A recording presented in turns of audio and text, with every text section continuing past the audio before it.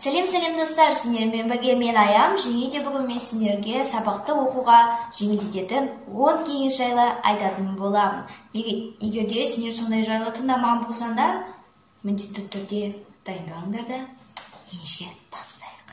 Ең бірінші кеңесім достар, ол оқыған тақырыптарыңа, параграфтарыңа конспект жазыңдар. Оқыған параграфтарға конспект жазған не үшін пайдалы дейсіңдер ғой.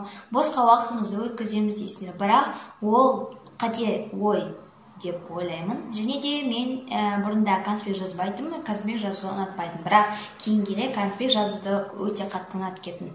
Конспект жазған не үшін пайдалы? Себебі сендер оқыған параграфтарды жазсаңдар, онда одан сайын миыңа күшті ақпараттар қабылданады дегендей. Және де сендер сол дәптерден қарап экзаменге дайындала салсаңдар болады. Бұл өте күшті деген ойдан бір дәптердің қалың параграфты керекті нәрсені жазсаңдар, онда экзаменге керекті нәрсені оқып қана дайындаласыңдар. Керек емес жерін оқымай қойсаңдар болады. Сол үшін міндетті түрде достар оқыған параграфтарына, оқыған мәтіндеріне конспект жазып жүріңдер. Екінші кеңес тоже конспектке байланысты, яғни жазып қойған конспекттерінде әр апта сайын қайталап жүріңдер. Бұл яғни неге де байланысты, экзаменге дайындық барысы деп те санаймын. Және де тек қана экзамен емес, өздеріңіздің сабақтарыңыз жақсы болады. Сонымен қатар сендер сол ақпараттарды жақсы сақтап аласыңдар. Сондықтан да әр апта сайын қайталауға кеңес беремін. Конспекттерді оқып жаттығыңыздар. Және де үшінші кеңес достар, ол тест бақылау жұмыстарының қағаздарын немесе дәптерлерін лақтырмаңыздар. Яғни сендер экзаменге тіптен дайындалып жүрген болсаңыздар, онда тест бақылау жұмыстарын лақтыру қажет емес деп санаймын. Себебі сол сендерде тура сондай ұқсас болып келіп қалуы мүмкін, сондықтан да лақтырмаңыздар. Сонымен как раз дайындаласыңдар, және де ол басқа біреулерге керек болып қалуы мүмкін емес.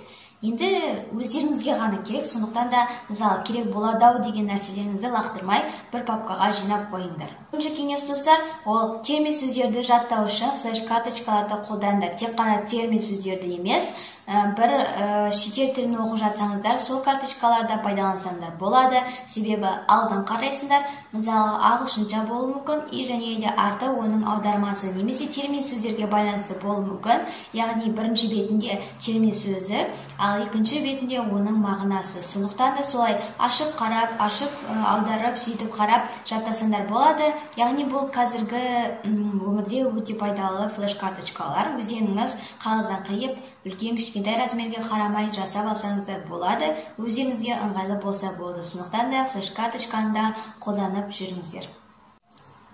Бесінші кеңесім достар, флеш-карточка демекші Quizlet деген приложениені де қолдансаңдар болады. Егер де флеш-карточка жасауға ерінсеңдер, немесе қағаз жоқ болса, немесе қайшы жоқ болса дегендей, бірақ ол бәрінде бар жер.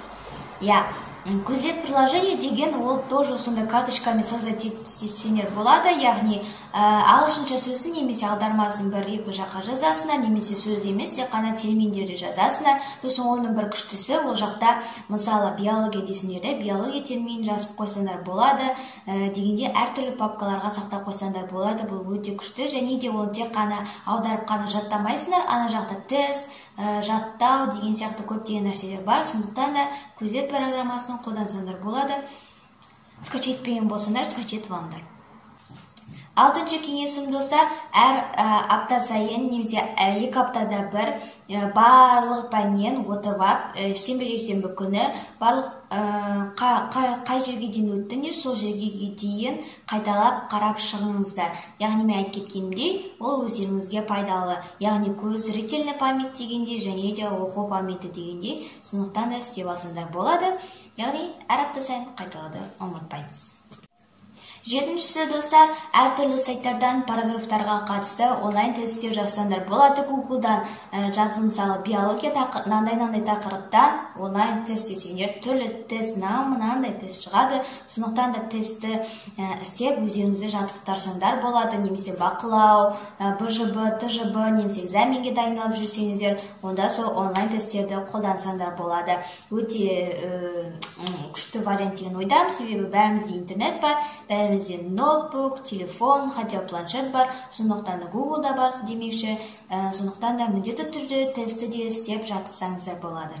8-ші достар, тест демекші, мысалы достарыңызбен бірге, мысалы тестті құрастырып бір-бірлеріңізге беріп істесеңіздер болады. Яғни ол қалай, сендер өздерің ойдан тест құрастырасыңдар математикаға байланысты, және де бір бөлек қағазға оның жауабын жазып қоясыңдар. Сол сұрақтары бар қағазды оны неге бересіңдер?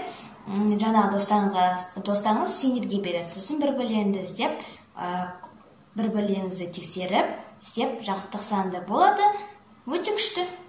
9-ші кеңесім достар, ол белгілі бір пәнді таңдап, өздерің соны көбірек оқысаңдар болады. Яғни болашаққа керекті, мамандықтарыңызға керекті пән болуы мүмкін. Немесе экзаменге тапсыратын, мысалы, тарих пәні болуы мүмкін дегендей. Сондықтан да белгілі бір пәнді көбірек, өздеріңізге уақыттарыңызды көбірек жұмсап дегендей оқысаңыздар болады. Соңғы 10-ші кеңесім, ол достарыңызбен бірге сабақ оқыңдар.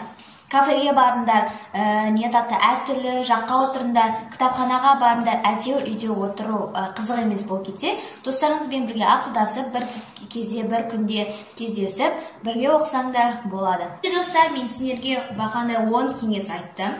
Егер де сендерге ұнаса, міндетті түрде палец вверх, және де тіркелмесеңдер подписаться. И және де всем пока!